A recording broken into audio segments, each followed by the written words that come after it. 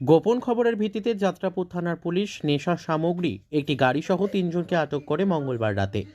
বুধবার সকালে যাত্রাপুর থানার দায়িত্বপ্রাপ্ত পুলিশ আধিকারিক শ্যামশঙ্কর রিয়াং সাংবাদিকদের মুখোমুখি হয়ে জানান, তারা সকলেই সোনামুড়া থানার অন্তর্গত কালাপানিয়া পঞ্চায়েত এলাকার বাসিন্দা। মঙ্গলবার রাত 10টার দিকে গোপন খবর পেয়ে সোনামুড়া বিলোনিয়া সড়কের পাশে ওত পেতে বসেছিলেন। ঠিক 10টার দিকে উত্তর দিক থেকে গাড়িটি আসতেই পুলিশ সিগন্যাল দিয়ে গাড়িটি আটক করে। পরে তল্লাশি চালিয়ে 21 কেজি 500 গ্রাম শুকনো গাঁজা উদ্ধার করে। তখনই তাদেরকে আটক করে থানায় নিয়ে আসে। জিজ্ঞাসাবাদের পর ধৃতরা জানায়, এই সমস্ত গাঁজার প্যাকেটগুলি নির্ভয়পুর পঞ্চায়েত এলাকার জামিনী টিলা নিয়ে যাওয়া হবে বাংলাদেশে পাচারের উদ্দেশ্যে।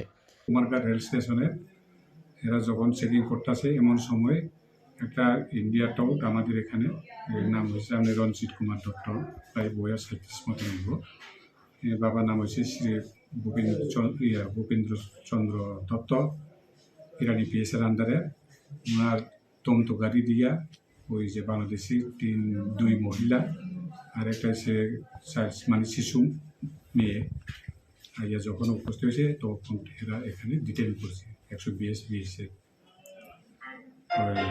এরা ডিটেন করার পরে ওই যে 2জন মহিলা বাংলাদেশি মানে অবৈধভাবে এদিকে ইন্টারেস্ট হয়ে আছে লই আনছে, আর অবৈধভাবে যে মহিলাগুলি লই আনছে যে আমাদের ইন্ডিয়ার লোক, যেটা ড্রাইভার সহ বিএসসি ডিটেন করে আমরা কাছে প্রডিউস করছে। আমরা এখন প্রসেসের মধ্যে আছি এবং আমরা একটা কেস রেজিস্টার করছি।